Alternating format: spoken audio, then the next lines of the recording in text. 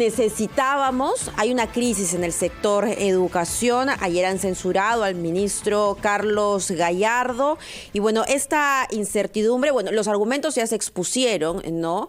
Y más allá del tema político, porque creo que sí, a ver, por unos instantes deberíamos alejarnos del tema político e ir a lo técnico y al objetivo, que es darles buena educación a nuestros hijos y que los chicos puedan regresar al colegio, ¿no? Porque estamos en la cola, estamos en el último lugar prácticamente entre los países que ya levantaron restricciones para que los niños puedan disfrutar y beneficiarse de la educación presencial, teniendo en cuenta de la cantidad de niños que se han visto excluidos. Pero esta situación, pues, nuevamente nos sumerge en la incertidumbre. Vamos a conversar con Paul Neira, que es especialista en políticas educativas y que durante estos meses ha estado siguiendo precisamente el ritmo de la pandemia y la educación, ¿no? Y cuánto nos ha afectado, para ver qué oportunidades podemos tener luego de la censura del ministro. Paul, muy buenos días.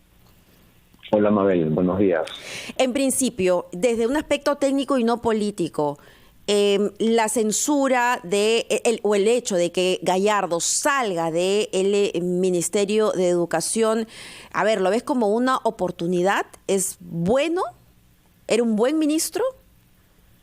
A ver, de hecho es una buena oportunidad porque hasta el día de ayer no teníamos un plan claro de regreso a clases. Es más, nunca supimos si el ministro, el hoy exministro Gallardo, digamos, tenía un plan detallado, ordenado, además público, que tenga indicadores claros, métricas de seguimiento, recursos involucrados, actores, con reuniones coordinadas con las regiones y con información que sea de dominio público.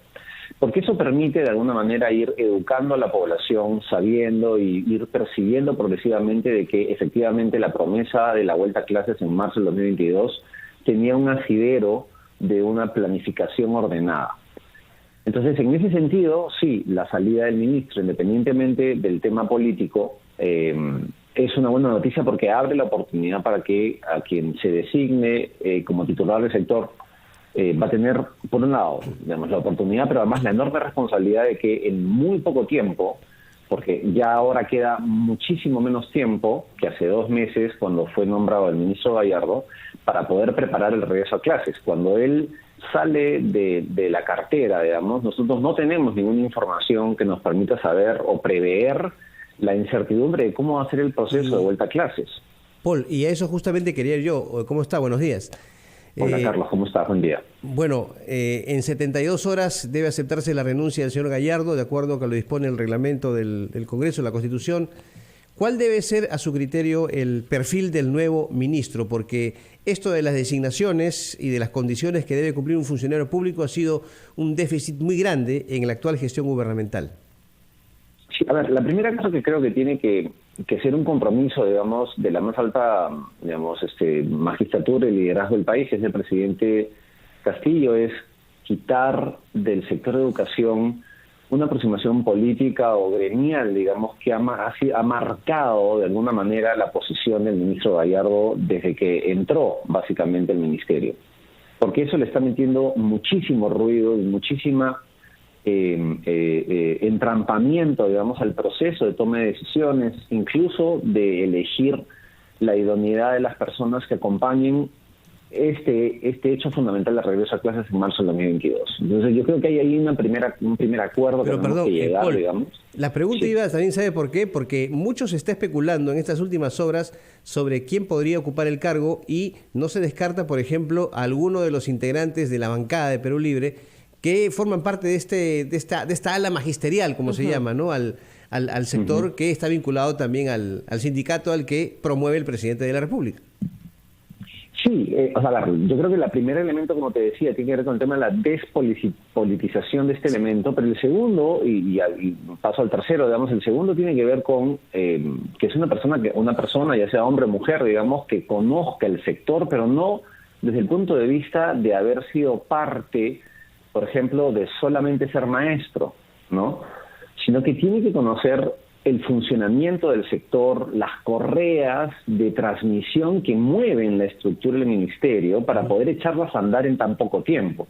Y uno tercero tiene que ver con, y eso sí lo hemos visto y ha sido muy penoso, digamos, que el ministro Gallardo, digamos, parecía más o menos casi todo el tiempo que tuviera su actor político que era que estaba buscando solo los intereses de uno solo de los actores del sistema educativo, que eran los docentes, cuando en realidad, cuando una persona asume ese cargo, se tiene que encargar primero de todo el sistema educativo, pero particularmente por el aprendizaje de los estudiantes. Y hoy en día ese proceso es el que más mellado y más golpeado está. Y no podemos permitir que a marzo del 2022 eso no sea la prioridad. Y además, sea la prioridad de repente defender los intereses del gremio, ¿no? Y además, Paul, y uno de los gremios, ¿no? Exacto, no es que ni siquiera es de todo el gremio, es de un sindicato que es la FENATE, que es, digamos, la base política también del presidente Castillo. Por eso también, a continuación, mi pregunta es,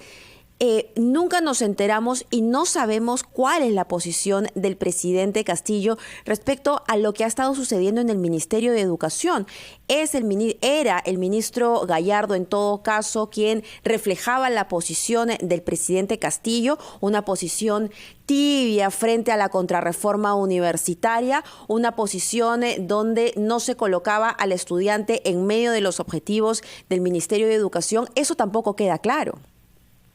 No queda claro, y además el sostenerlo, si quieres, como acto político, después de las severas, digamos, cuestionamientos que recibió la gestión del ministro Gallardo respecto a el tema magisterial, el caso de la filtración de los cuadernillos de la evaluación, comprometiendo, digamos, si quieren, la reforma magisterial, y por otro lado, el silencio cómplice, digamos, de no haber hecho nada el día en que se discutieron estos dos proyectos de ley en el seno de la Comisión del Congreso, avalan de alguna manera esa posición de que estaba actuando bajo las indicaciones del presidente de la República, y esa era un poco la toma de postura. Por eso es que yo insisto en este mensaje de despolitizar el sector de educación, que no podemos ahora darnos el lujo de estar discutiendo y peleando, digamos, y viendo a un ministro de Educación como el día antes de la moción de censura,